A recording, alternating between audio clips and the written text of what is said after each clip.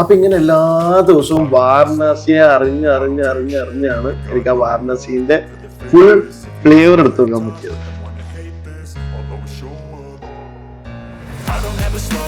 ഇതിനു മുന്നേ പാഴ്സലിന്റെ പേര് വേറൊരു പാരന്റിങ് ചർച്ചയിൽ വന്നിട്ടുണ്ടായിരുന്നു.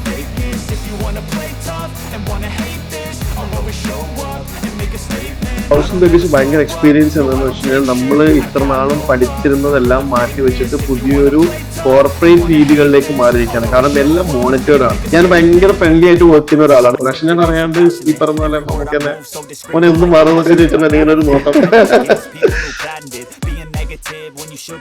ഞാനിപ്പോ ഒരു ഷോട്ട് എടുത്തു കഴിഞ്ഞാൽ അപ്പോൾ തന്നെ റിവ്യൂ വന്നു പറയും, ഓക്കെ ഇന്ന് ഷൂട്ടേഴ്സിന് ഗ്രേസ് ഉണ്ട്, അങ്ങനെ ഷൂട്ട് ചെയ്യാൻ പാടില്ല. ഫസ്റ്റ് ഡേ 2 മണിക്കൂർ വീഡിയോ കോളിൽ ക്ലാസ് ആയിരുന്നു. അതായത് അവിടുത്തെ പ്രൊഫഷനിലൊക്കെ ഇരുന്നിട്ട് അവര് ഒരിക്കലും സിനിമയുടെ കപ്പത്തില്ല. പക്ഷെ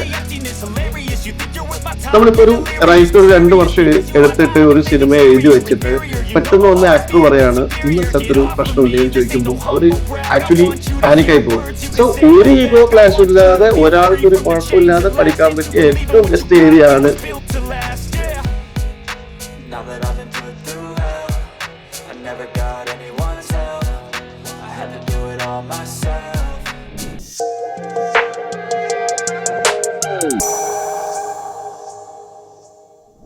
ഹായ്, സിനിമ പ്രാന്തിന്റെ CPX ടോക്സിലേക്ക് എല്ലാവർക്കും സ്വാഗതം. ഇന്ന് നമുക്ക് ഗസ്റ്റ് ആയിട്ടുള്ളത് എനിക്ക് വളരെ വേണ്ടപ്പെട്ട എൻ്റെ വളരെ അടുത്തൊരു സുഹൃത്താണ്. ഇന്ന് മലയാള സിനിമയിലെ ഭയങ്കര ഒരു ബ്രില്യൻ സിനിമോട്ടോഗ്രാഫറാണ്. അപ്പോൾ ഫായ് സിദ്ദീഖാണ് നമ്മുടെ കൂടെ ഉള്ളത്. അപ്പോൾ Fai Siddique, welcome to CPX talks. Thank you so much. അപ്പം ഫായ് ഭയങ്കര അടിപൊളി ഒരു മൊമെന്റിൽ ഇപ്പം നിൽക്കുന്നത് അല്ലേ? ചിന്ന ആശൈ കേരളത്തിലും മാത്രമല്ല പാൻ ഇന്ത്യൻ ലെവലിൽ ഭയങ്കര ചർച്ചയായിരിക്കുന്നത്. ഇപ്പം 28-ാം തീയതി ഹോട്ട്സ്റ്റാർ റിലീസ് ആകുമ്പോൾ എനിക്ക് തോന്നുന്നു കുറച്ചുകൂടി എക്സ്പോഷർ കിട്ടും. ഉറപ്പായിട്ടും ആ സിനിമയ്ക്ക് അല്ലെങ്കിലും തിയേറ്ററിൽ അങ്ങനെ ഒരു സിനിമയ്ക്ക് ഇത്രയും എനിക്ക് ഭയങ്കര സന്തോഷം തോന്നി. കാര്യം ഇൻഡസ്ട്രിയിലുള്ള പല വലിയ ആളുകൾ ആ സിനിമയെ കുറിച്ച് ചർച്ച ചെയ്യുന്നു. അതിനേക്കുള്ള പാൻ ഇന്ത്യൻ ലെവൽ റീച്ച് ആ സിനിമയ്ക്ക് കിട്ടുന്നു. അതൊക്കെ ഭയങ്കര ഒരു മലയാള സിനിമയ്ക്ക് കുറച്ച് അധികാരം കിട്ടുന്ന ഭയങ്കര അടിപൊളി ബ്ലെസ്സിങ്ങുകളാണ്. തീർച്ചയായും. അതിൽ ഏറ്റവും കൂടുതൽ സംസാരിച്ചിരുന്നത് ഫായിസിന്റെ ക്യാമറ വർക്കുകളെ കുറിച്ചാണ്. എന്താണ് ചിന്ന ആക്സിലുള്ള നിങ്ങളുടെ മാജിക്? എന്താണ് മാജിക് ഇൻ ദ സെൻസ്? അത് ഞാൻ പറഞ്ഞത്, ഞാൻ 2-3 ഇന്റർവ്യൂസിലൊക്കെ ഇങ്ങനെ പറഞ്ഞിട്ടുണ്ടായിരുന്നു. ഫസ്റ്റ് എനിക്ക് എത്ര പറഞ്ഞാലും അത് മതി വരാത്തത് അത് അങ്ങനെ ഒരു ഫീൽ ആയതുകൊണ്ടാണ്. കാരണം ഞാൻ ഫസ്റ്റ് ലൊക്കേഷൻ കാണാൻ പോകുന്ന സമയത്ത് ഞാൻ ഭയങ്കര ഡിസപ്പോയിന്റ് ആയിരുന്നു. കാരണം ഒന്നാമത് ഈ പറയുന്ന നമ്മുടെ ഈ ഹിമാലയത്തിൽ നിന്ന് വെള്ളങ്ങൾ കയറി ഭയങ്കരമായിട്ട് മഴയൊക്കെ പെയ്ത് അവിടെ ചെളി മൊത്തം കയറി നിൽക്കും എല്ലാ വർഷവും. അത് അവിടെ സ്ഥിരം വരുന്നതാണ്. അപ്പൊ ഈ സമയത്ത് ചെളിയൊക്കെ കയറി നമ്മൾ 40 ഫീറ്റോളം ഘാട്ടുകൾ മൊത്തം മൂടിയിട്ട് നമുക്ക് സ്റ്റെപ്പേ ഉണ്ടാവില്ല നടക്കാൻ.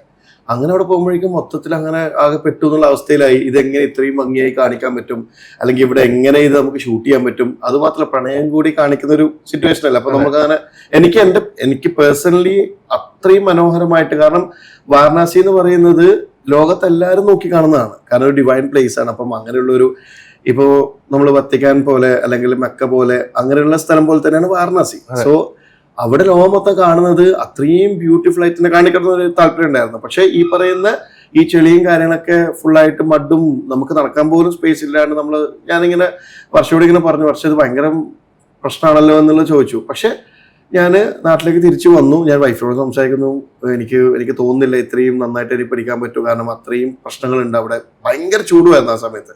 അപ്പൊ ഞാൻ എൻ്റെ അസോസിയേറ്റിനോട് ഓൾറെഡി നമ്മളിവിടെ ലൈറ്റ് ലിസ്റ്റ് ഇട്ടിട്ടാണ് ലൊക്കേഷൻ കാണാൻ പോയത്. അപ്പൊ ഞാൻ പറഞ്ഞ ലൈറ്റ് ലിസ്റ്റ് ഒക്കെ ഒഴിവായിക്കോ, നമുക്ക് അവിടെ എന്താണ് നാച്ചുറൽ ആയിട്ടുള്ളത് ആ നാച്ചുറൽ ആയിട്ടുള്ള സെറ്റപ്പിൽ തന്നെ നമുക്ക് പോകാന്നുള്ള രീതിയിൽ വീണ്ടും തിരിച്ചു പോകുന്നു. പക്ഷെ ഭയങ്കര ഗുണം എന്തായെന്ന് വെച്ച് കഴിഞ്ഞാൽ നമ്മൾ സെപ്റ്റംബർ, ഒക്ടോബർ, ഡിസംബർ മാസത്തിലാണ് ഷൂട്ട് പ്ലാൻ ചെയ്തിരിക്കുന്നത്.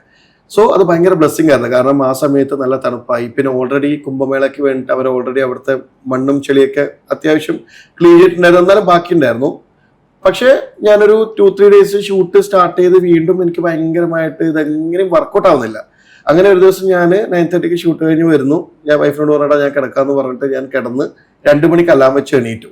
2 മണിക്ക് അലാം വെച്ച് എണീറ്റ് ഞാൻ കാട്ടില് രാത്രി ഒറ്റയ്ക്ക് നടന്നു. കാരണം ഭയങ്കര ഡിസപ്പോയിന്റ് ആണ്. കാരണം വെച്ച് കഴിഞ്ഞാൽ കാരണം ഞാനൊരു 2 തമിഴ് പടം വിട്ടിട്ടാണ് ഞാൻ ഈ പടം കയറ്റുന്നത്.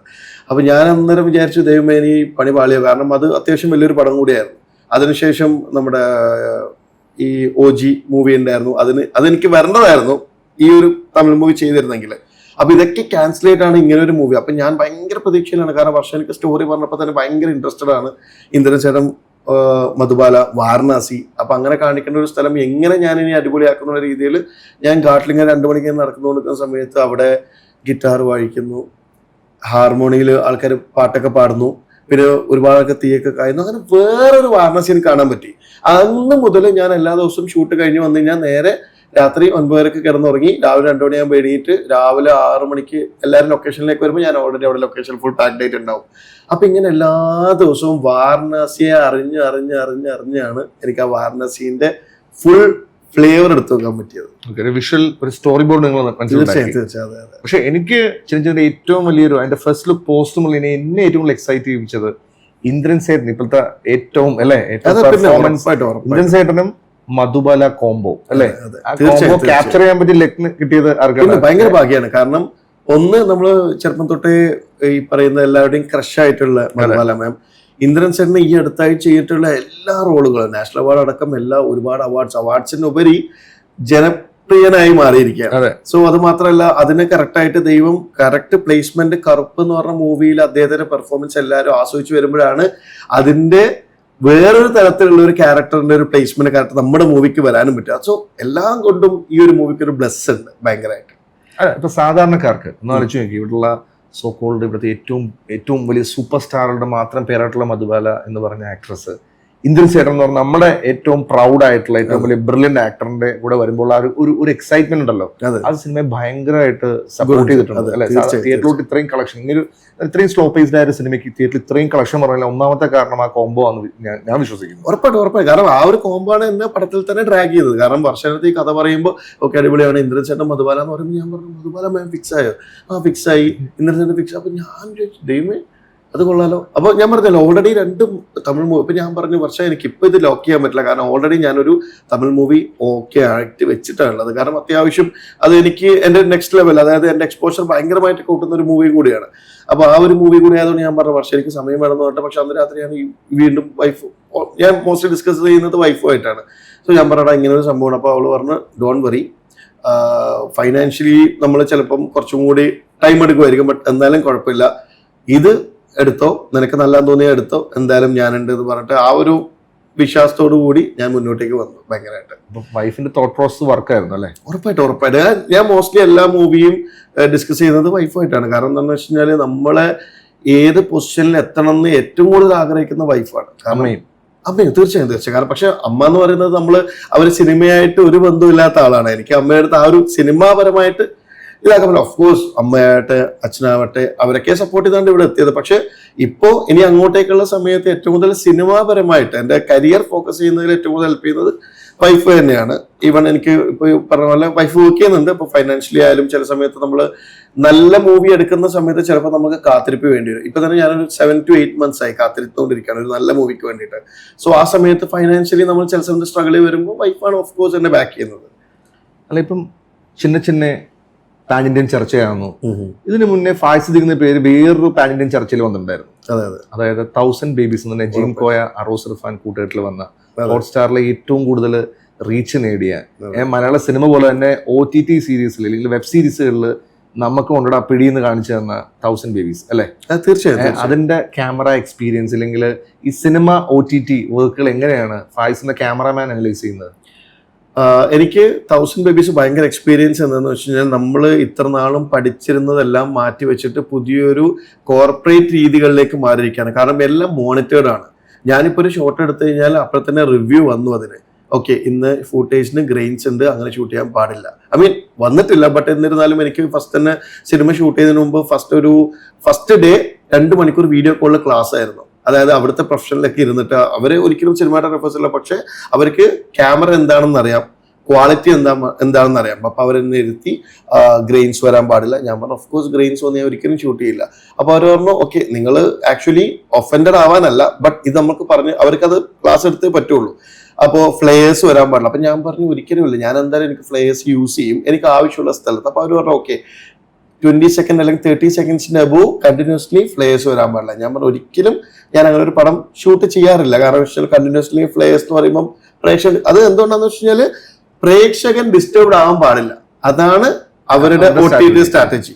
സോ അങ്ങനെയുള്ള കുറെ കാര്യങ്ങൾ പഠിപ്പിക്കുമ്പോൾ ഞാൻ ഓക്കെ, അപ്പം ഇതൊക്കെ അവർ അത്രയും കീനായിട്ട് വാച്ച് ചെയ്ത്. പിന്നെ അത് മാത്രമല്ല, നോർമലി നമ്മളിപ്പോൾ ഒരു മൂവി ഡിസ്കസ് ചെയ്യുകയാണെങ്കിൽ, നമ്മളെല്ലാം മൂവി ഷൂട്ട് ആണെങ്കിൽ ഷാജിബ് ഷൂട്ട് ചെയ്യുന്ന പോലെ മൂവി ഷൂട്ട് ചെയ്യുന്ന സമയത്ത് നമ്മൾ പല ഡിസ്കഷൻസും വരാറുണ്ട്, അഭിപ്രായം വരാറുണ്ട്. ചിലപ്പോൾ ആക്ടേഴ്സ് ഒന്ന് പറയും ഇവിടെ ഒന്നും പാടില്ല, വൺസ് അത് റിട്ടേൺ ആയിട്ട് എഴുതി വന്നു കഴിഞ്ഞാൽ നമ്മളത് ഷൂട്ട് ചെയ്തോളുക എന്നുള്ളതാണ്. ബട്ട് നമ്മളത് ഫൈനലാക്കുന്നവരെ നമ്മുടെ കയ്യിൽ തന്നെയാണ് ബോൾ ഇരിക്കുന്നത്. ബട്ട് അത് കഴിഞ്ഞ് കഴിഞ്ഞാൽ പിന്നെ അതുകൊണ്ട് എന്താ ഗുണം എന്ന് വെച്ച് കഴിഞ്ഞാൽ നമുക്ക് വേറൊരു ഇത്, കാരണം നമ്മളിപ്പോ ഒരു റൈറ്റർ 2 വർഷം എടുത്തിട്ട് ഒരു സിനിമ എഴുതി വെച്ചിട്ട് പെട്ടെന്ന് വന്ന് ആക്ടർ പറയാണ് ഇന്ന സ്ഥലത്തൊരു പ്രശ്നമില്ല എന്ന് ചോദിക്കുമ്പോൾ അവര് ആക്ച്വലി പാനിക്കായി പോകും. ഇപ്പം സിനിമാഗ്രാഫറെ ഞാൻ ഇപ്പൊ ചോദിക്കാറുണ്ട് ഇന്ന സ്ഥലത്ത് ഇങ്ങനെ പ്രശ്നമില്ല, പക്ഷെ അവർ 2 വർഷം ഇങ്ങനെ തലേനുള്ളിൽ വെച്ചിട്ടാണ് അവർ ഇങ്ങനെ മെന്റലി വർക്കൗട്ട് ചെയ്ത് കൊണ്ടുവന്ന സാധനം പെട്ടെന്ന് ഒരു ദിവസം കാരണം സിറ്റുവേഷൻ എന്താണെന്ന് വെച്ച് കഴിഞ്ഞാൽ തരൺ മൂർത്തിയുടെ മൂവി ഓപ്പറേഷൻ ജാവയുടെ മൂവിയിൽ നമ്മൾ ബിനു പപ്പുവും നമ്മുടെ ബാലു വർഗീസും കൂടി ഇരിക്കുന്ന ഒരു സീനുണ്ട്. ഏറ്റവും കൂടുതൽ സംസാര വിഷയമായിട്ടുള്ള സീനാണ്. അപ്പൊ അത് ആക്ച്വലി ഷൂട്ട് ചെയ്തിരുന്നത് അവർ രണ്ടുപേരും സിഗരറ്റ് വലിച്ചുകൊണ്ടിരിക്കുന്ന സമയത്ത് ബാൽക്കണിയാണ് ഷൂട്ട് ചെയ്തിരുന്നത്. അപ്പൊ ഈ സമയത്ത് ഷൂട്ട് ചെയ്തുകൊണ്ടിരിക്കുന്ന സമയത്ത് അവിടെ ഒരു കൺഫ്യൂഷൻ ഉണ്ടായി, ഇത് ആക്ച്വലി ഈ പടത്തിൽ വേണമെന്നുള്ള കൺഫ്യൂഷൻ. അപ്പം തരുൺ എല്ലാവരും കൂടി ഞാനടക്കം എല്ലാവരും കൂടി കൺഫ്യൂഷൻ ഉണ്ടാക്കി അവസാനം തരുൺ പറഞ്ഞു ഓക്കെ എന്താ പേര് ഷൂട്ട് ചെയ്യേണ്ട, ഈ സീൻ വർക്കാവില്ല എന്ന് പറഞ്ഞ് വിട്ടു. ബട്ട് തരുൺ 2 ദിവസം കഴിഞ്ഞിട്ട് പറയണ ഫൈ എനിക്കത് ഷൂട്ട് ചെയ്തേ പറ്റൂ, അതില്ലെങ്കിൽ പടമില്ല എന്ന് പറഞ്ഞിട്ട് നമ്മൾ വീണ്ടും അത് വേറൊരു സ്ഥലത്ത് പ്ലേസ് ചെയ്തിട്ട് ഷൂട്ട് ചെയ്യാണ്. ആ സീനാണ് ഇന്ന് ഏറ്റവും കൂടുതൽ സംസാരിച്ചത്. റിപ്പീറ്റ് ആയിട്ട് അപ്പം ഒരു ക്രിയേറ്ററിന്റെ സ്പേസിൽ ഇടപെടുമ്പോൾ അവർ അത്രയും ഇപ്പം ഒരു ചെയിൻ ആയിട്ടായിരിക്കുമല്ലോ വെച്ചിട്ടുണ്ടാവും. അപ്പൊ ഇവിടുന്ന് ഒരു സാധനം ഊരി കഴിഞ്ഞ് കഴിഞ്ഞാൽ ചിലപ്പോൾ ഈ ബാക്കിയൊക്കെ വീഴാം. അപ്പൊ ഇതൊന്നും നോക്കാതെയാണ് പലപ്പോഴും. അപ്പം ആ ഒരു പ്രശ്നം പടത്തിലുണ്ടായില്ല. പിന്നെ ഓഫ് കോഴ്സ് നജീം കോയ എന്നുള്ള ഇത്രയും ബ്രില്യൻ്റ് ആയിട്ടുള്ള ഡയറക്ടർ, അറോസ് റൈറ്റർ, അപ്പം അവരോട് വർക്ക് ചെയ്തതിന് ഭയങ്കര ഇഷ്ടം. കാരണം ഒരു പോയിന്റിൽ നമ്മുടെ ഈ സാറാമ്മച്ചിയുടെ പഴയ ക്യാരക്ടർ നമ്മുടെ രാധ അവര് ആക്ട് ചെയ്ത് കൊടുക്കുന്ന സമയത്ത് പെട്ടെന്ന് അവർക്ക് ആ ക്യാരക്ടറിലേക്ക് ഇന്നാൻ പറ്റുന്നില്ല. അപ്പോൾ നജീം എന്ന ഡയറക്ടറിന്റെ ഒരു പവറാണ് ഞാൻ പറയുന്നത്. അപ്പൊ ഞാൻ മെല്ലെ ക്യാരക്ടർ അടുത്ത് വിളിച്ചു, ഒന്ന് മാറിയിരുന്ന് അവര് കുറച്ച് എനിക്കൊരു 10 മിനിറ്റ്സ് എടുത്തിട്ടുണ്ടാവും. അവരോട് കുറച്ച് ടൈം വരുന്നത് തിരിച്ചു വരുമ്പോഴത്തേക്കും രാധാ കോമതി ആ സാറാമച്ചിയായിട്ട് അവിടെ വന്ന് നിൽക്കുകയാണ്. ഞാൻ നജീം എന്ത് മാജിക്കാണ് കാണിച്ചത്. അപ്പൊ അതാണ് ഒരു ഡയറക്ടറിന്റെ പവർ. കാരണം അവര് ക്യാരക്ടറിലേക്ക് ഇന്നാക്കി അവരെന്താണോ ആ സാറാമച്ചിയുടെ ക്യാരക്ടർ, ആ ക്യാരക്ടറെ നമുക്ക് ഫീൽ ചെയ്യും. അവിടെ പറയുമ്പോൾ ഗൂസ് ബംസ് ആണ്. കാരണം എന്ന് വെച്ച് കഴിഞ്ഞാൽ അങ്ങനെയായിരുന്നു അത് ആ മൂവി വർക്ക് ചെയ്തത്. ഭയങ്കര രസമായിരുന്നു 1000 Babies വർക്ക് ചെയ്യുമ്പോൾ. ഇതുപോലെ എനിക്ക് തരുണും അതുപോലെ ആർട്ടിസ്റ്റിനെ ഭയങ്കരമായിട്ട് ഫോക്കസ് ചെയ്യുന്ന ഒരാളാണ്. ആർട്ടിസ്റ്റ് അവരുടെ കറക്റ്റായിട്ട് അവരെ എങ്ങനെ യൂസ് ചെയ്യണമെന്ന് അറിയുന്ന ഡയറക്ടേഴ്സാണ്. അപ്പം ഞാൻ എൻ്റെ പല സുഹൃത്തുക്കളും പറഞ്ഞിട്ടുണ്ട്, ഇപ്പം OTT പ്ലാറ്റ്ഫോം OTT വെബ് സീരീസിൽ അഭിനയിച്ച ആളുകൾ അവരുടെ ഹാർഡ് കോർ പെർഫോമൻസ് കൊടുത്താലും അത് പിന്നെ സിനിമ പോലെ ചർച്ച ചെയ്യപ്പെടുന്നില്ല. ഒരു ടെക്നീഷ്യൻ രീതിയിൽ അങ്ങനെ എന്താണ് ഫായിസിന്റെ കോള്? അത് സത്യം തന്നെയാണ്, പക്ഷെ അതിന് ടൈം എടുക്കും. കാരണം ഇപ്പൊ OTT എന്ന് പറഞ്ഞത് വന്നിട്ട് ആകെ അത്രയും വർഷങ്ങളെ ആവുന്നുള്ളൂ. കാരണം മിനിമം എനിക്ക് തോന്നുന്നൊരു 10 അല്ലെങ്കിൽ 15 താഴെയുള്ള OTT മലയാളം വെബ് സീരീസ് മാത്രമേ ഇപ്പോൾ ഓൾറെഡി വന്നിട്ടുള്ളൂ. സോ ഇനി അത് വരണം. ഇനി ഇപ്പോൾ ഓൾറെഡി നാഷണൽ അവാർഡ് പോലെയുള്ള പ്ലാറ്റ്ഫോമിൽ നാഷണൽ അവാർഡ് പോലെയുള്ള അക്കാഡമി ലെവലിലുള്ള ഓരോ ഈ പറയുന്ന അവാർഡ്സുകളിൽ പരിഗണിച്ച് തുടങ്ങിക്കഴിഞ്ഞാൽ ഇതൊക്കെ മാറും. ഇപ്പൊ ഓൾറെഡി ഇപ്പൊ മാരുതിയുടെ ഒരു നെക്സയുടെ അവാർഡ് ഷോ ഉണ്ടായിരുന്നു. അത് എന്റെ ചോദ്യം അതല്ല. ഇപ്പം നമ്മൾ ഈ OTT പ്ലാറ്റ്ഫോമിൽ വരുന്ന വെബ് സീരീസുകളെ പ്രേക്ഷകർക്ക് കാണുന്ന കുറച്ച് ബഡ്ജറ്റുള്ള സീരിയലായിട്ടാണോ? എനിക്കത് തോന്നുന്നില്ല. കാരണം വെച്ചാൽ 1000 Babies എനിക്ക് എന്താണോ ക്രിസ്റ്റഫറിൽ ഇപ്പൊ ചിന്ന ആസയിലും ഓപ്പറേഷൻ ജാവയിൽ എങ്ങനെയാണോ അപ്രിസിയേഷൻ കിട്ടിയത് അതേ അപ്രിസിയേഷൻ തന്നെയാണ് 1000 Babies കിട്ടിയത്. എനിക്ക് തോന്നുന്നത് മേ ബി അതിന്റെ ക്വാളിറ്റി ലെവൽ കീപ്പ് ചെയ്തിട്ടില്ലെങ്കിൽ ഏത് വെബ് സീരീസ് ആയാലും താഴെ പോകും. വൺസ് ക്വാളിറ്റി മെയിൻറ്റെയിൻ ചെയ്ത് നല്ലപോലെ ആർട്ടിസ്റ്റുകളുടെ പെർഫോമൻസും ഫോക്കസ് ചെയ്ത് കഴിഞ്ഞ് കഴിഞ്ഞാൽ ആ എല്ലാ ഈ പറഞ്ഞ വെബ് സീരീസും ചർച്ചയാവും. Kerala crime files of course ചർച്ചയാണ്. അതിൽ സിറാജ് നല്ല അപ്രിസിയേഷൻ മേടിച്ചാണ്. അപ്പൊ ഇവർക്ക് സഞ്ജുവിന് നല്ല അപ്രിസിയേഷൻ കിട്ടിയായിരുന്നു. അപ്പൊ ഇതൊക്കെ വെബ് സീരീസ് തന്നെയാണ്. പക്ഷെ ഞാൻ പറഞ്ഞില്ലേ, നമ്മള് വെബ് സീരീസ് പൊതുവേ നമ്മൾ ഏറ്റവും നന്നായിട്ട് ഏറ്റവും ആൾക്കാർക്ക് എൻജോയ് ചെയ്യാൻ പറ്റുന്ന രീതിയിൽ കൊടുക്കുകയാണെങ്കിൽ ഓഫ് കോഴ്സ് അത് ചർച്ചാ വിഷയമാവും. ഇനി അങ്ങോട്ടേക്ക് നല്ല ഫ്യൂച്ചറാണ്. കാരണം എല്ലാവരും ഇപ്പൊ ഹോം തിയേറ്റർ കൊണ്ടുവന്നിരിക്കുകയാണ്. എല്ലാവരും ഓൾമോസ്റ്റ് എല്ലാ ആൾക്കാരുടെ കയ്യിലും 4K ഉള്ള ഫോണുകളാണ്. ഡിസ്പ്ലേ അത്രയും ക്വാളിറ്റി ഉണ്ട്. സോ ഈ പറഞ്ഞ 4K TVs ആണ് എല്ലാവരും ഹോം തിയേറ്റർ സെറ്റപ്പിലേക്ക് വന്നിരിക്കുകയാണ് വരുന്നത്. അപ്പോൾ സോ ഇനി OTT പ്ലാറ്റ്ഫോമുകളുടെ കാലഘട്ടം കൂടിയാണ് ഇനി. അതായത് ഇപ്പൊ നേരത്തെ പറഞ്ഞു നമ്മൾ ഷൂട്ട് ചെയ്യുന്നതെല്ലാം ഡെയിലി മോണിറ്റർ ചെയ്യപ്പെടുന്നു. അതെ.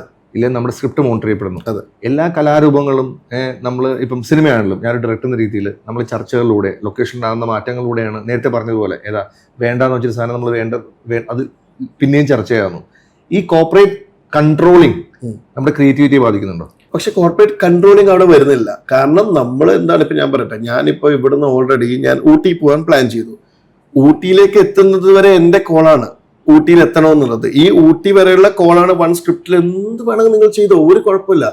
ബട്ട് വൺസ് ലോക്ക് ആക്കി കഴിഞ്ഞാൽ അത് മാറ്റല്ലേ എന്നുള്ളത് അവർ പറയുന്നുള്ളൂ. കാരണം മാറ്റി കഴിഞ്ഞാൽ ഈ പറഞ്ഞ പോലെ ചെയിൻ പ്രശ്നം വരും. വൺസ് ഈ നമ്മുടെ ഓപ്പറേഷൻ ജാവയിൽ വന്ന അതേ പ്രശ്നം പോലെ എന്തായാലും പ്രശ്നം വരും. കാരണം നമ്മൾ ഇടപെട്ട് കഴിഞ്ഞു കഴിഞ്ഞാൽ അതുകൊണ്ടാണ് പല കോർപ്പറേറ്റ്സുകളും ആക്ച്വലി ഇതേ ഫോർമാറ്റ് തന്നെയാണ് ഫോറിൻ കൺട്രീസിലും ഫോളോ ചെയ്യുന്നത് പല മൂവീസും. അപ്പം അവിടെ ആ ക്വാളിറ്റി ഉണ്ടല്ലോ, സ്റ്റുഡിയോസ് അങ്ങനെയാണ്. കാരണം അവിടെ എല്ലാ സ്ഥലത്തും ഈ പറയുന്ന പോലെ ഫോറിൻ കൺട്രീസിലൊക്കെ സ്റ്റുഡിയോ ആണ് ഒരു DOP ആരാണ് ഫിക്സ് ചെയ്യുന്നത്, ഒരു ഡയറക്ടർ ആരാണ് ഫിക്സ് ചെയ്യുന്നത്, ആക്ടേഴ്സിന് പോലും ഓഡീഷൻസ് നടക്കുന്നുണ്ട്, എത്ര വലിയ ആക്ടേഴ്സ് ആയാൽ പോലും. അപ്പൊ ഇവിടെ മലയാളത്തിൽ ആ ഒരു കാര്യത്തിൽ എനിക്ക് മലയാളത്തിലുള്ള ഒരു ബഹുമാനവും എന്ന് വെച്ചാൽ ഒരു ഡയറക്ടർക്ക് എല്ലാ ഫ്രീഡവും ഉണ്ട്. എനിക്ക് ഇന്നാള് ക്യാമറമാൻ മതി, ഇന്നാള് ആർട്ട് ഡയറക്ഷൻ മതി. പ്രൊഡ്യൂസറിന്റെ ഫണ്ട് ഓക്കെ അവര് കറക്റ്റായി ഡിസ്ട്രിബ്യൂട്ട് ചെയ്യുന്നല്ലാതെ ബാക്കി എല്ലാ കോളും ഡയറക്ടറിനുണ്ട്. സോ അതുകൊണ്ട് അത് വേറൊരു പ്ലാറ്റ്ഫോം. ഞാൻ പറഞ്ഞത് അത് രണ്ട് രീതിയാണ്. കാരണം അതിനെ ആ ഒരു രീതിയിൽ കണ്ടാൽ മാത്രമേ നമ്മൾ അതിനെ എൻജോയ് ചെയ്യാൻ പറ്റുള്ളൂ, ആ ഒരു വർക്ക് പ്രോസസ്സിനെ. എല്ലാ സിനിമ പ്രവർത്തകരും അല്ലെങ്കിൽ ഞാൻ ഉൾപ്പെടെ നമ്മൾ ഇച്ചിരി ടെക്നിക്ക് ഉപയോഗിക്കും സിനിമയിൽ കയറാൻ വേണ്ടി അല്ലേ? കാരണം നമുക്കൊരു ബാക്ക്ഡ്രോപ്പും ഇല്ലല്ലോ, നമ്മൾ ആരുടെയും വലിയ ആൾക്കാരുടെ മക്കളല്ല, നമുക്ക് വലിയ ആൾക്കാരെ പരിചയമില്ല. നിങ്ങളിപ്പോ കണ്ണൂരിൽ നിന്ന് ഞാനപ്പോഴും നിങ്ങൾ കണ്ണൂരിൽ നിന്ന് ഇവിടെ വന്നിട്ട് നിങ്ങൾക്ക് ഒരു ടെക്നിക്ക് ഉപയോഗിച്ചിട്ടുണ്ട് അല്ലേ? ആ ടെക്നിക്ക് ആയിരുന്നോ നമ്മുടെ ഈ മേക്കിംഗ് വീഡിയോ? Of course. എന്താണ് അതിന്റെ ഒരു സ്റ്റോറി എന്ന് വെച്ചാൽ ഞാൻ ആക്ച്വലി ഫിലിം സ്കൂളിൽ പഠിച്ചിട്ടുണ്ടായിരുന്നു. അത് ഭയങ്കര ബാഡ് എക്സ്പീരിയൻസ് ആയിരുന്നു ആ ഫിലിം ഇൻസ്റ്റിറ്റ്യൂട്ട്. നമ്മൾ തന്നെ പറഞ്ഞത് ക്ലോസ് ചെയ്തിട്ടുണ്ടായിരുന്നു.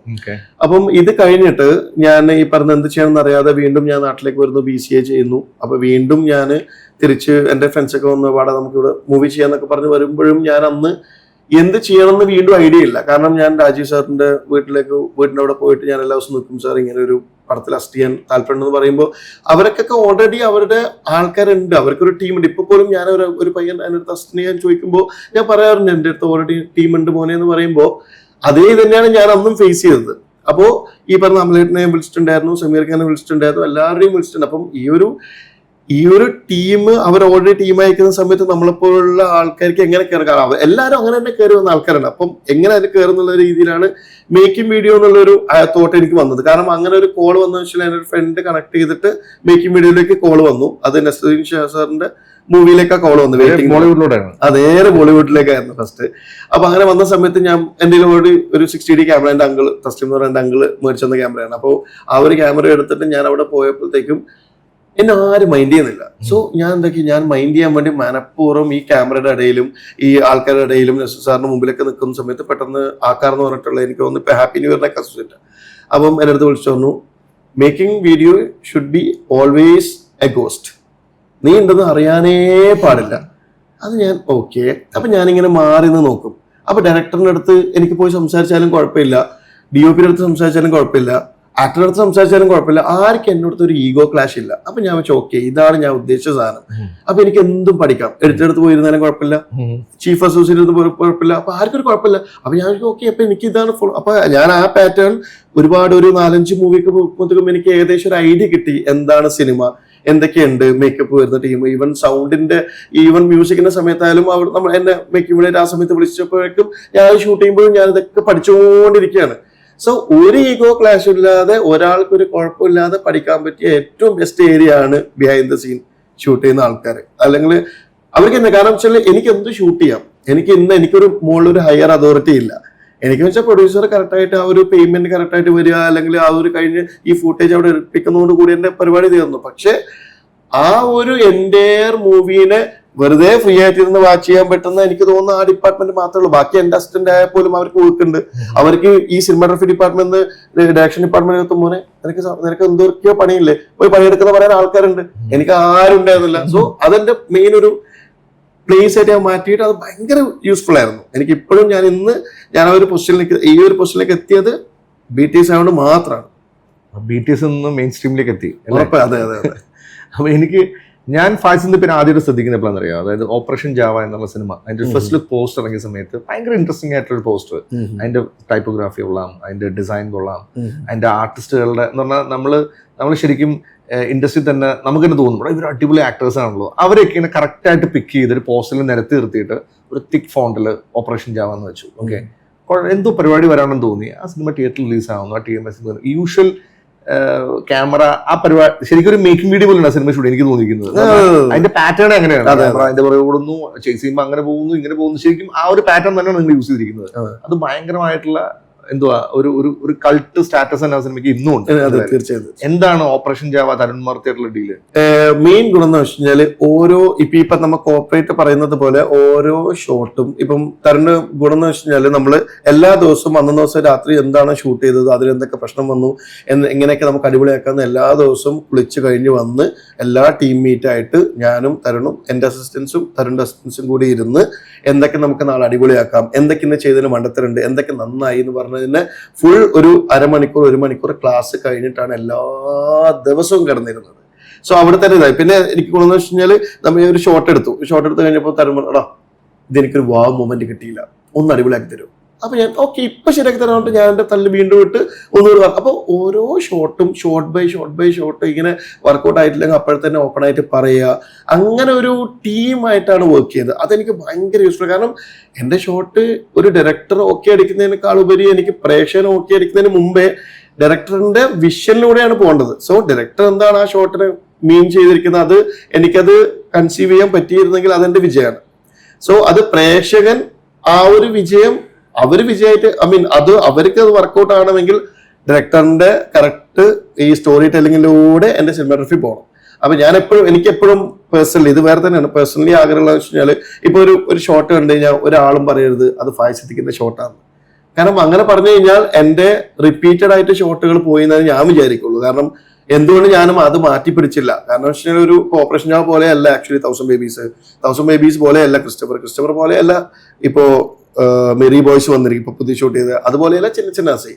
സോ ഇതൊക്കെ ഡിഫറെന്റ് ആയി ചെയ്യുമ്പോൾ എനിക്ക് തന്നെ തോന്നുന്നത് ഭയങ്കര ഇഷ്ടമാണ്. ഓക്കെ ഞാൻ ഇങ്ങനെയല്ല ചെയ്തെന്നുള്ളത്. എനിക്ക് ഈ പറഞ്ഞ പോലെ എനിക്ക് പടം അത്ര ഇതായില്ലെങ്കിലും എനിക്ക് ഭയങ്കര ഇഷ്ടമുള്ള ഒരു വേറെ കൈൻഡ് ഓഫ് സിനിമാഗ്രഫി വന്നത് മഹേഷും മാരുതി എന്ന് പറഞ്ഞ സിനിമയുണ്ട്. അപ്പൊ അതിലെ സിനിമാഗ്രഫി എനിക്ക് ഭയങ്കര ഇഷ്ടമാണ്. ഭയങ്കര ഒരു ഫീൽ ഗുഡ് സാധനമാണ്. പക്ഷെ അത്രയും സംസാരമായിട്ടില്ല. പക്ഷെ ചില ആൾക്കാർക്ക് ഒരു പേഴ്സണൽ ഫേവറേറ്റ് ഉണ്ടാവും. അപ്പൊ അങ്ങനെ ഒരു ഇത്.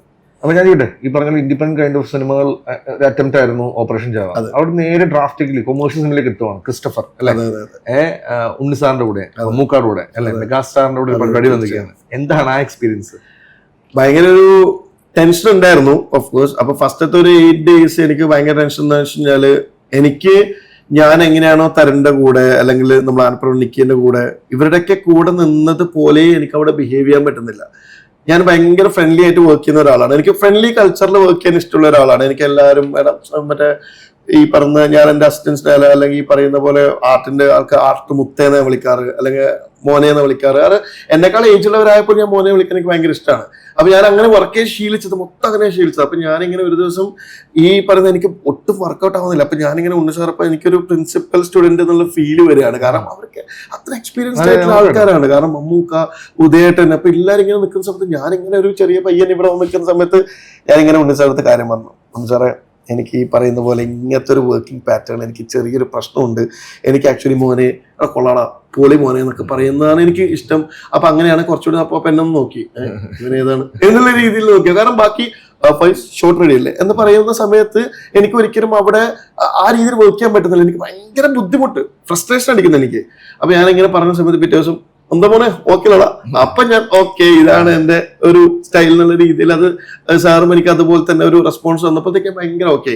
ഒരു പക്ഷെ ഞാൻ അറിയാണ്ട് ഈ പറഞ്ഞ പോലെ നമുക്ക് തന്നെ മോനെ ഒന്നും മാറുന്നൊക്കെ ചോദിച്ചപ്പോ ഇങ്ങനെ ഒരു നോട്ടം.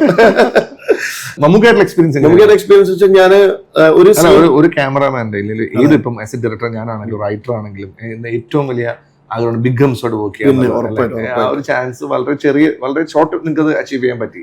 ആ എക്സ്പീരിയൻസ് കുറിച്ച് എന്താ പറയാനുള്ളത്? ചില ഏരിയകളിലൊക്കെ ഇപ്പൊ ഞാൻ ഹാസൽബ്ലാഡിന്റെ ഒരു പുതിയ ക്യാമറ വന്ന സമയത്ത് ഞാനിങ്ങനെ അതിനെക്കുറിച്ച് ഇങ്ങനെ അതായത് ഇന്ന്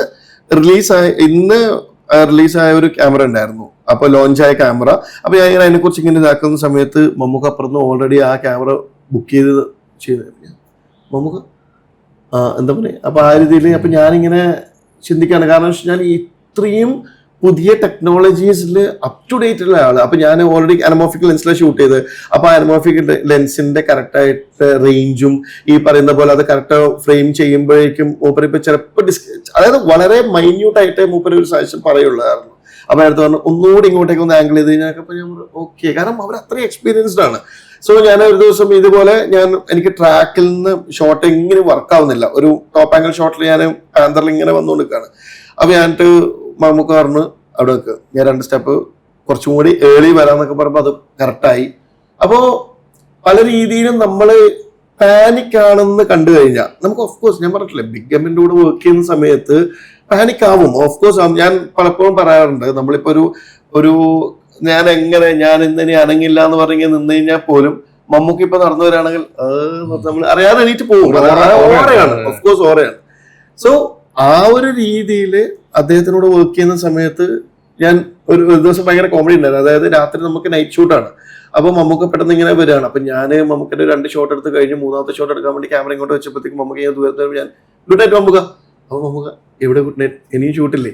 അപ്പൊ ഞാൻ ശരിയാണ്. കാരണം അത് വേറൊരു കൈൻഡ് ഓഫ് ഇതാണ്. പക്ഷെ ഇപ്പോഴും ഞാൻ എന്തായാലും ഓഫ്കോഴ്സ് ഇനി അടുത്ത് നല്ല പോലത്തെ പടങ്ങൾ വരട്ടെ. പക്ഷെ ഞാൻ പറഞ്ഞില്ല, അത് ഒരുപാട് റെസ്പെക്ടിങ്ങിന് ഉള്ളിലേക്ക് ഇങ്ങനെ കയറി വരികയാണ്. കാരണം അത് ഇപ്പൊ ഈവൻ ഇപ്പൊ പോലും റമേഗത്തിന് നാഷണൽ അവാർഡ് കിട്ടി. So still he's A king, മനസ്സിലായി. അപ്പം ആ ഒരാളുടെ കൂടെ നമുക്ക് നിൽക്കുമ്പോൾ കിട്ടുന്ന ഓറ എന്റെ സിനിമാറ്റോഗ്രഫിയിലും ഭയങ്കരമായിട്ട് അത് ഗുണം ചെയ്തിട്ടുണ്ട്. കാരണം അദ്ദേഹം ഞാൻ പറഞ്ഞില്ലേ അപ് ടു ഡേറ്റ് ആണ്. എന്ത് ഇപ്പം പുതിയൊരു മൂപ്പരുടെ ക്യാമറ ഒക്കെ ഓക്കെ ഇതൊന്ന് നോക്കുന്നൊക്കെ പറഞ്ഞിട്ട് നമുക്ക് തരുമ്പോ എല്ലാം പുതിയ ഗാഡ്ജറ്റ്സ് ആണ്.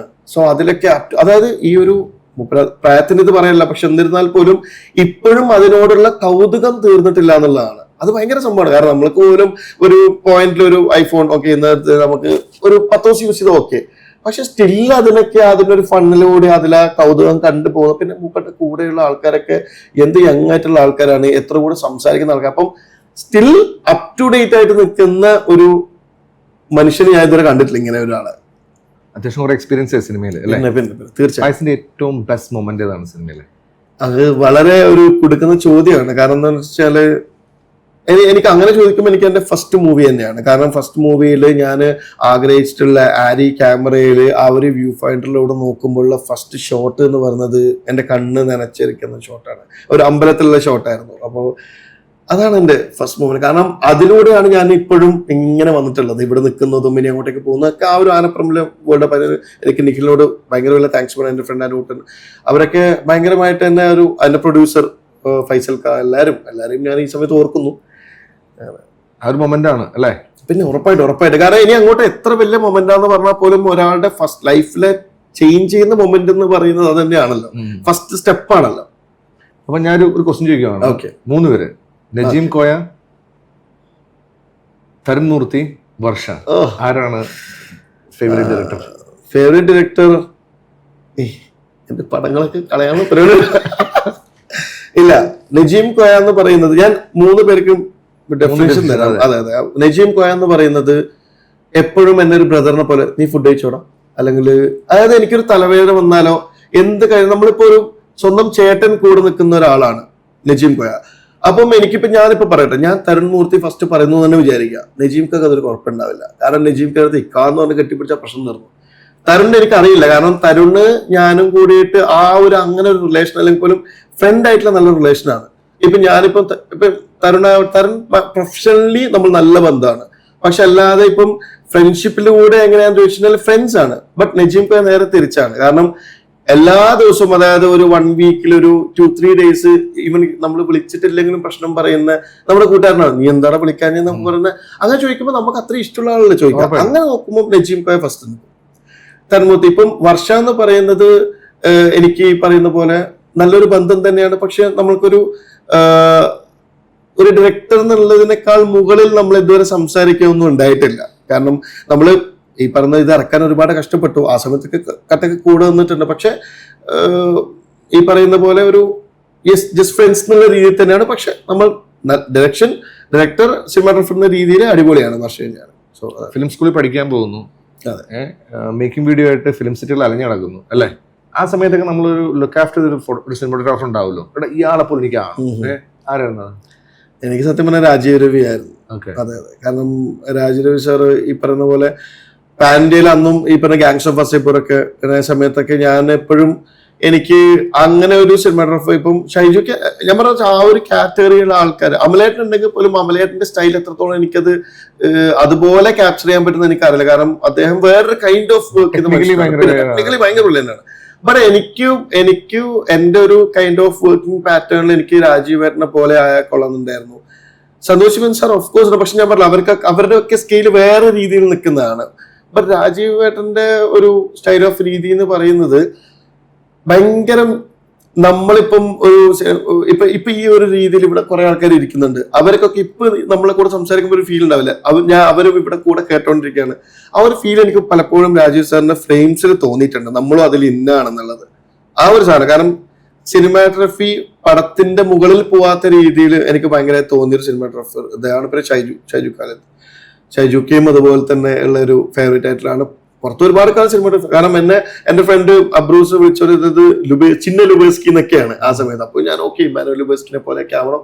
ബട്ട് അവരൊക്കെ ഓഫ് കോഴ്സ് റോജർ ഡിക്കിൻസ് അവരെല്ലാവരും ഉണ്ട്. ബട്ട് എന്നിരുന്ന പോലും രാജീവ് സാറിന്റെ വർക്ക് എനിക്ക് ഭയങ്കര ഇഷ്ടമാണ്. ഇപ്പൊ ഫായിസ് രാജീവ് സാറിനെയാണ് ലുക്ക് ആഫ്റ്റർ ചെയ്തുകൊണ്ടിരുന്നത്. അതുപോലെ ഇപ്പോൾ ഉള്ള ഇപ്പൊ ഒരുപാട് സിനിമോഗ്രാഫർ ഇൻസ്റ്റാഗ്രാമിൽ നോക്കി അറിയാം, ചെറിയ മൊബൈൽ കൊണ്ട് ഇപ്പോഴും ഞെട്ടിച്ചോണ്ടിരിക്കുക. അങ്ങനെ ഒരുപാട് ആൾക്കാർ ഫായിനെ ഇപ്പൊ ലുക്ക് ആഫ്റ്റർ ചെയ്യുന്നുണ്ട് അല്ലെ? അവരോട് എന്താ പറയാനുള്ളത്? ഞാൻ ഇത്രേ പറഞ്ഞുള്ളൂ, എപ്പോഴും എക്സ്പീരിയൻസ് എന്നുള്ള സാധനം ഭയങ്കര ഘടകമാണ്. നിങ്ങൾക്ക് ഒരാൾ ഇപ്പം 100 കോടി തന്നിട്ട് ഇതിന്റെ സിനിമാറ്റോഗ്രാഫർ ആവോ അല്ലെങ്കിൽ ഇന്ന പടം ഡയറക്റ്റ് എന്ന് പറയുമ്പോൾ ഡോണ്ട് ഗോ, പോയി ഡയറക്റ്റ് ചെയ്യരുത്. കാരണം വെച്ചാൽ നമ്മൾക്ക് എപ്പോഴും ഈ പറയുന്ന പോലെ സിനിമാറ്റോഗ്രഫി ആയാലും ഡയറക്ഷൻ ആയാലും വൺസ് നമ്മൾ ഒരു ഹിസ്റ്ററിയാണ് ക്രിയേറ്റ് ചെയ്യാൻ പോകുന്നത്. വെറുതെ ചുമ്മാ പോയിട്ട് പേരിന് ഒരു പടം ഇറക്കി എന്ന് പറഞ്ഞിട്ട് ഒരു ടൈറ്റിൽ കൊടുക്കാനേ അല്ല പോകുന്നത്. അത് ഹിസ്റ്ററിയാണ്, അത് അവിടെ സൂക്ഷിക്കപ്പെടും, അത് എഴുതപ്പെടും. അപ്പം അതുകൊണ്ട് തന്നെ നമ്മൾക്കിപ്പം ഒരു സിനിമാറ്റോഗ്രാഫറിന് പെട്ടെന്ന് ഒരു മൂവി കിട്ടുകയാണ്, വലിയ മൂവി കിട്ടുകയാണ്, അതൊരിക്കലും അവർക്ക് ഹാൻഡിൽ ചെയ്യാൻ പറ്റില്ല. കാരണം എന്താണെന്ന് വെച്ചിട്ടുണ്ടെങ്കിൽ അവിടെ ഒരുപാട് ഇമോഷൻസ് കിടപ്പുണ്ട്. ഈ പറയുന്ന പോലെ എക്സ്പീരിയൻസിലൂടെ കിട്ടാവുന്ന ഒരുപാട് സാധനങ്ങൾ കിടപ്പുണ്ട്. ഞാനിപ്പം എനിക്ക് ഭയങ്കര എക്സ്പീരിയൻസ്, വലിയ പടം ചെയ്ത എക്സ്പീരിയൻസ് എനിക്ക് മെഹബൂബ എന്ന് പറഞ്ഞ പുരീജന സാർ. അപ്പൊ അതിൽ വരുമ്പോഴാണ് ഓക്കെ ഇത്രയും വലിയ സെറ്റപ്പ് ഉണ്ട്, ഇത്രയും വലിയ കാര്യങ്ങൾ ഉണ്ടെന്ന് പറയുന്നത്. ഇപ്പൊ ഞാൻ സത്യം പറഞ്ഞു കഴിഞ്ഞാൽ മലയാളം ഇൻഡസ്ട്രിയിൽ ഏറ്റവും ചെറുപ്രായത്തിൽ ക്യാമറമാൻ ആയിട്ട് വരുന്ന ആള് ഞാനായിരുന്നു. കാരണം 17-ാം വയസ്സിൽ ഞാൻ ഫിലിം സ്കൂളിൽ കയറി. ആ സമയത്ത് എന്റെ ഫിലിം സ്കൂളിൽ നമ്മുടെ അന്ന് പ്രശ്നങ്ങൾ ഉണ്ടാക്കി ഫിലിം സ്കൂൾ തന്നെ സ്വന്തമായിട്ട് പടം ഇറക്കാൻ വേണ്ടി പ്ലാൻ ചെയ്തപ്പം സിനിമാറ്റോഗ്രാഫർ ഞാനായിരുന്നു, പ്രശോഭ് വിജയനായിരുന്നു ഡയറക്ടർ. ആ സമയത്ത് എനിക്ക് 18 വയസ്സാണ്. അപ്പോൾ ആ സമയത്ത് കേരളം മൊത്തം പോസ്റ്റർ അടിക്കുന്നു, നാനയിൽ വരുന്നു, പുതിയ പടം വരാൻ പോവാന്ന് പറഞ്ഞിട്ട് സിനിമയുടെ മധുസാർ അതിന്റെ ദീപം തെളിയിക്കുന്നു. അങ്ങനെ പ്രസ് ക്ലബ് മീറ്റിൽ ഞാൻ ഇതുപോലെ ഇന്ന് സംസാരിക്കുകയാണ്, ഞാനാണ് സിനിമാറ്റോഗ്രാഫർ എന്നൊക്കെ പറഞ്ഞു. അങ്ങനെ ഞാൻ ഓക്കെ എന്റെ ലൈഫ് മൊത്തം മാറുമ്പോൾ ഇവിടുന്ന് ഞാൻ കയറുന്നൊക്കെ പറഞ്ഞിട്ട് ഷൂട്ട് തുടങ്ങി. 3-ാം ദിവസം ഷൂട്ട് തുടങ്ങിയപ്പോഴത്തേക്കും ഫുൾ പ്രശ്നമായി, നമ്മളവിടെ ഷൂട്ട് നിർത്തി. അന്ന് ഞാൻ സിനിമാറ്റോഗ്രാഫറായിട്ട് ആ പടം റിലീസായിരുന്നെങ്കിൽ ഇന്ന് ഞാൻ ഉണ്ടാവില്ല. കാരണം എനിക്ക് ചിലപ്പോൾ ഈഗോ കയറിയേക്കാം. ഞാനൊരു പടം ഓൾറെഡി ചെയ്തില്ലേ, ഞാനൊരു സിനിമാറ്റോഗ്രാഫർ ആയില്ലേ, ഇനി എനിക്ക് എന്താ പഠിക്കാനുള്ളത്, ഇനി ഞാൻ പടം ചെയ്ത് പഠിക്കാം. നോ, അത് ഭയങ്കര മണ്ടത്തരാണ്. എന്നെ ഇവിടെ ഇരുത്തിയിട്ടുണ്ടെങ്കിൽ അത് എക്സ്പീരിയൻസ് കൊണ്ട് മാത്രമാണ്. ഏത് പുതിയ സിനിമാറ്റോഗ്രാഫറായിട്ട് വരുന്ന ആൾക്കാരും നിങ്ങൾക്ക് പല രീതിയിലും നിങ്ങൾക്ക് ചാൻസ് കിട്ടുമായിരിക്കും സിനിമാറ്റോഗ്രാഫി ചെയ്യാൻ വേണ്ടി.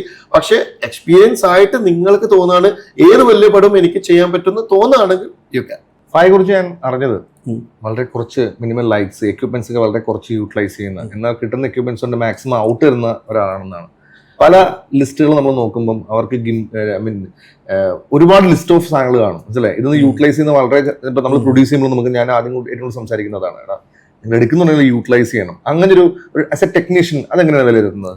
അല്ല, അത് ഞാൻ പറഞ്ഞില്ല, അത് ഓരോ സിനിമാറ്റോഗ്രാഫേഴ്സിന്റെ രീതിയാണ്. ചിലപ്പം അവർക്ക് പെട്ടെന്നായിരിക്കും തോന്നുക ഓക്കെ എനിക്ക് പാന്തറിൽ ഒരു ഷോട്ട് വേണമെന്ന് പറയുമ്പോൾ ചിലപ്പോൾ അവിടെ പാന്തർ അവൈലബിൾ ആയിട്ടില്ലെങ്കിൽ ചിലപ്പോൾ അവർക്കത് ആ ഒരു ഷോട്ട് എടുക്കാൻ പറ്റില്ലായിരിക്കും. സോ അതെനിക്ക് ഒരിക്കലും പറയാൻ പറ്റില്ല. കാരണം അത് ഞാനിപ്പോൾ പറയണ എനിക്ക് എക്യുപ്മെന്റ്സ് എല്ലാം എനിക്ക് തന്നു വിചാരിക്കുക, ഞാൻ ഒരിക്കലും അത് എല്ലായിടത്തും യൂസ് ചെയ്യാൻ പോകുന്നില്ല. ആ പടത്തിന് ആ കഥയ്ക്ക് എന്താണോ ആവശ്യമുള്ള സിനിമാറ്റോഗ്രഫി കൊടുക്കാൻ പറ്റുന്ന അത് അങ്ങനത്തെ ഷോട്ട് എടുക്കും. എന്ന് വെച്ചാൽ ഞാനിവിടെ 10 ദിവസം ജിബ് ഇവിടെ വെറുതെ വെച്ചിരിക്കുകയാണ് യൂസ് ചെയ്യുന്ന പറഞ്ഞാൽ ഞാൻ യൂസ് ചെയ്യില്ല.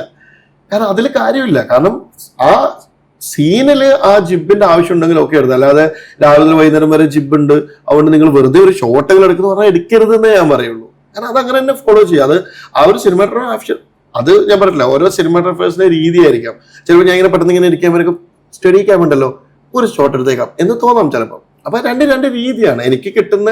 ഞാൻ മാക്സിമം എനിക്ക് എന്താണോ ആവശ്യമുള്ളത് അന്നത്തെ ദിവസം മതി എന്ന് പറയാൻ ആഗ്രഹിക്കുന്ന ഒരാളാണ്.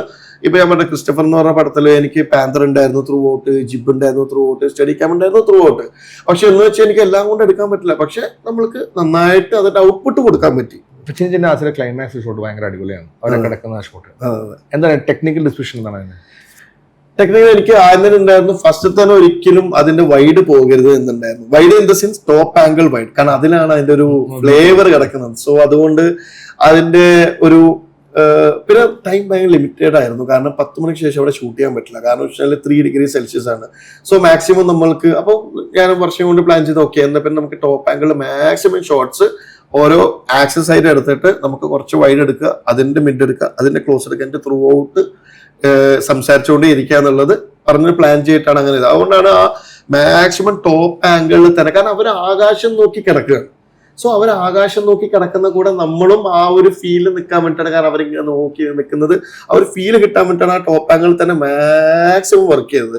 എനിക്ക് തോന്നുന്നു 2 ഷോട്ടേ ഉള്ളൂ ആക്ച്വലി, ഒരു പ്ലെയിൻ ആയിട്ടുള്ള ഒരു ക്ലോസ് പ്രൊഫൈൽ വരുന്നത്, പിന്നെ ഒരു പ്രൊഫൈൽ വരുന്ന ഇന്ത്യൻ ഷോട്ട്, ഈ 2 മാത്രമേ എക്സ്ട്രാ എടുത്തുള്ളൂ. ബാക്കി എല്ലാം ടോപ്പ് ആംഗിളിലാണ് വർക്ക് ചെയ്തത്. കാരണം അവർ മാനത്തെ നോക്കുന്നത്, അത് നമ്മളിങ്ങനെ നമ്മളെ നോക്കുന്നതായിട്ട് ഒരു ഫീലും കൂടി കിട്ടാൻ വേണ്ടിയിട്ടാണ് ആ ഒരു പ്ലാൻ ചെയ്തത്. എന്തായാലും ഫൈസ് ഭയങ്കര അടിപൊളിയാണ് നിങ്ങളുടെ എക്സ്പീരിയൻസും കാര്യങ്ങളെല്ലാം.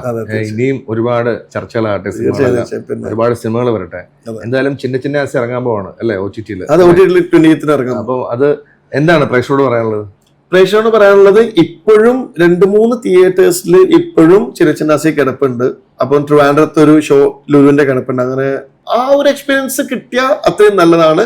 അത് പറ്റില്ലാത്തവര് എന്തായാലും 28-ന് OTT-ൽ കാണുക. കാരണം ഇത് എല്ലാവരും കണ്ടിരിക്കേണ്ട, അതായത് നമുക്ക് ഒരുപാട് മിസ്സായി പോയ സിനിമാ രീതികൾ തിരിച്ച് വന്നിട്ടുള്ള ഒരു പടമാണ്. കാരണം ആ ഒരു രീതിയിൽ ഭയങ്കര ചർച്ച ചെയ്യപ്പെട്ടു. കാരണം ഒരുപാട് ആൾക്കാർ വേറൊരു കൈൻഡ് ഓഫ് സിനിമയാണ് ഇപ്പൊ പോയിക്കൊണ്ടിരിക്കുന്നത്. അവിടെ നമുക്ക് ഭയങ്കര സൂത്തിങ് ആയിട്ടുള്ള ഭയങ്കര ഒരു ഫീലോട് കൂടിയിട്ടുള്ള ഒരു സിനിമയാണ് ഈ ഒരു പടം. എന്തായാലും നിങ്ങൾ OTT-ൽ കാണണം. അത് മാക്സിമം നല്ല രീതിയിൽ സ്പീക്കർ സിസ്റ്റം, ദയവേത് നിങ്ങൾ ഫുഡ് കഴിക്കുന്ന സമയത്ത് ഇത് കാണരുത്. കാരണം നിങ്ങൾ ആ സമയത്ത് ഇച്ചിരി ഒരു എന്തെങ്കിലും ചിലപ്പോൾ മുരിങ്ങക്കോലോ അല്ലെങ്കിൽ ഈ പറഞ്ഞെടുക്കാൻ നേരത്തെ ഒരു ഷോട്ട് മിസ് ആയേക്കാം. സോ അതുകൊണ്ട് മാക്സിമം നിങ്ങൾ ഫ്രീ ആയിരുന്ന് ഒരു 2 മണിക്കൂർ കറക്റ്റായിട്ട് നിങ്ങൾക്ക് അവൈലബിൾ ആണെന്ന് തോന്നുമ്പോൾ മാത്രം കണ്ടാൽ മതി. പകുതിയായിട്ട് കണ്ടിട്ട് അതിന്റെ ഫ്ലേവർ കളയരുത്. അപ്പോൾ ശരി, താങ്ക് യു. ശരി.